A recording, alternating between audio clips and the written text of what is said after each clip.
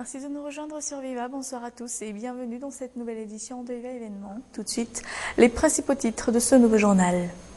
Ouverture du sommet des chefs d'État et de gouvernement de la COI ce jour, un sommet sous la présidence de Madagascar qui se tient à Moroni, aux Comores. Parti Ouchkaf sévère dans la revendication de la restitution des îles éparses à Madagascar. Nous entrerons dans les détails dans quelques instants. Communal prévu pour cette année, mais quand exactement, nous en discuterons dans cette édition.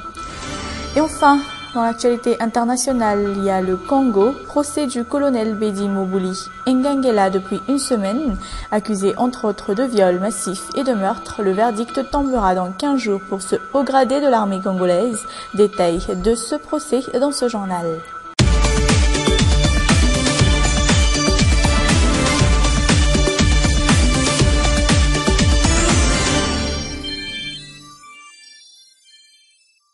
Direction la région Atinanan pour entamer ce journal. Une semaine après les faits, la police parvient à arrêter les 3 responsables du meurtre d'un employé de la commune de Tamatave. Une attaque à main armée qui, rappelons-le, avait fait état de plus de 55 millions d'ariars disparus. 2 d'entre eux sont connus pour être de très dangereux ravisseurs, tandis que le 3e, un milliardaire réputé, est le fief de la bande. Mais dans l'actualité, il y a aussi ce meeting en marge du sommet des chefs d'État et de gouvernement de la COI, Commission de l'océan Indien, un sommet sous la présidence malgache auquel participe François Hollande, en présence du président des Comores, des Seychelles et du Premier ministre mauricien. Ce sommet s'est ouvert ce jour à Moroni. Mais au bout des 3 sessions extraordinaires, le projet de loi sur la décentralisation, entre autres, a été adopté.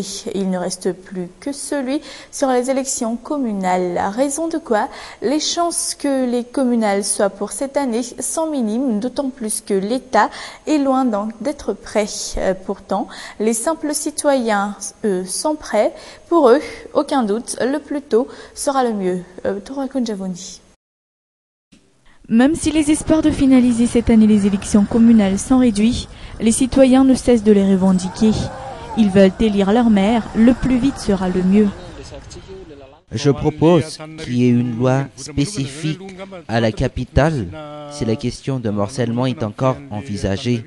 Sinon, je propose aussi le suffrage universel pour l'élection du président de la communauté. Les communales sont importantes. Il faudrait les finaliser avant la fin de cette année.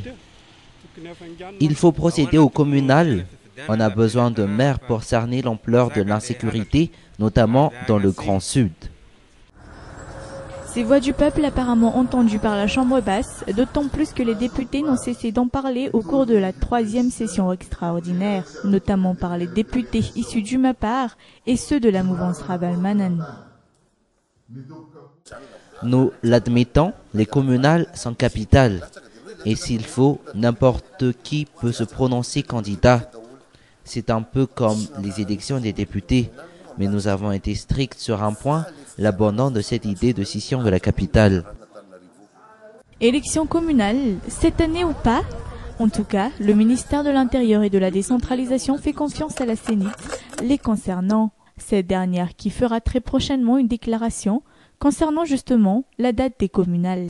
Fin de ce chapitre politique, mais outre les prix du carburant, celui des produits de première nécessité connaît aussi une hausse considérable, à l'exemple du prix d'huile qui a haussé de 400 ariars cette semaine. Arisariel, Zanjantou. Environ 5 litres d'huile est utilisé chez ce père de famille. Comme à son habitude, 1 litre d'huile est utilisé que pour la préparation de la mayonnaise. Tout et principalement la mayonnaise dépend avant tout de l'huile. Pourtant, le litre d'huile est extrêmement cher. Ces temps-ci, le prix du litre d'huile a nettement augmenté. Pour ce père de famille, les 2 tiers de l'argent qui rentre dans sa boutique lui sert qu'à acheter de l'huile.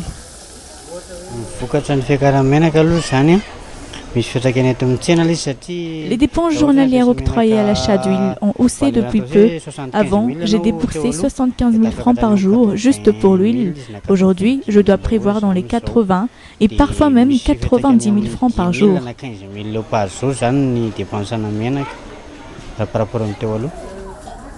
Le prix d'huile a augmenté de 400 rials.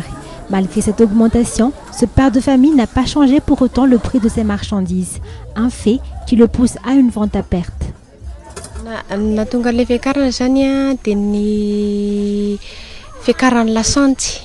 La hausse du prix des carburants a accéléré cette hausse des prix d'huile en seulement 3 semaines, car tout dépend aussi des frais de transport des marchandises vers la capitale depuis les fournisseurs.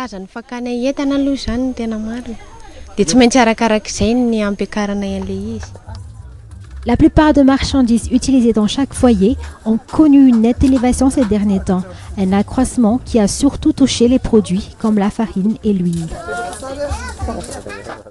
La fin des grandes vacances approche. Les parents se préparent déjà pour la prochaine rentrée scolaire. Certains d'entre eux n'ont pas le choix et doivent recourir aux prêts pour couvrir, entre autres, les frais de scolarité et l'achat des fournitures scolaires.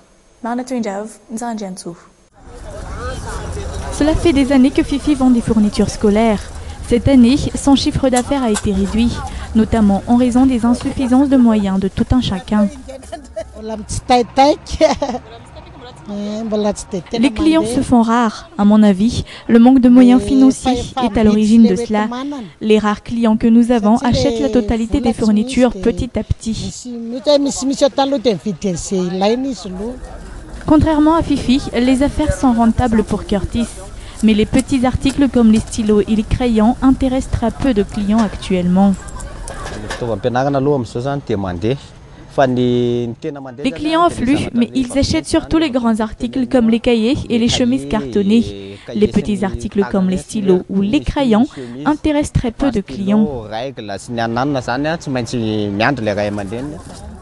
Les parents sont donc en quelque sorte démunis face à la préparation de la prochaine rentrée.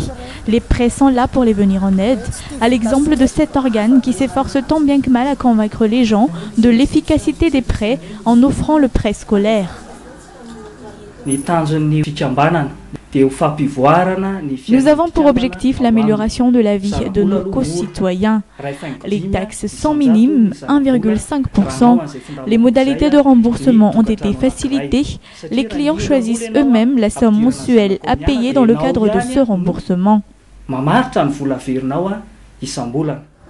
Mais à l'exemple de Noël, rares sont ceux qui sont intéressés par les prêts. Personnellement, ils pensent qu'il faut essayer de faire avec ce qu'on a entre les mains, aussi peu soit-il.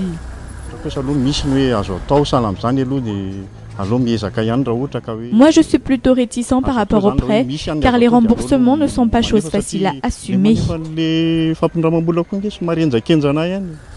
Ce père de famille préfère alors s'approvisionner petit à petit plutôt que de recourir aux prêts. Je préfère acheter un à un les fournitures s'il le faut, et puis, comme le dit le dicton, petit à petit, l'oiseau fait son nid. Les dépenses octroyées à la préparation de la rentrée scolaire sont souvent lourdes pour les parents, sans parler des frais d'inscription et des frais de scolarité qu'ils doivent aussi assumer.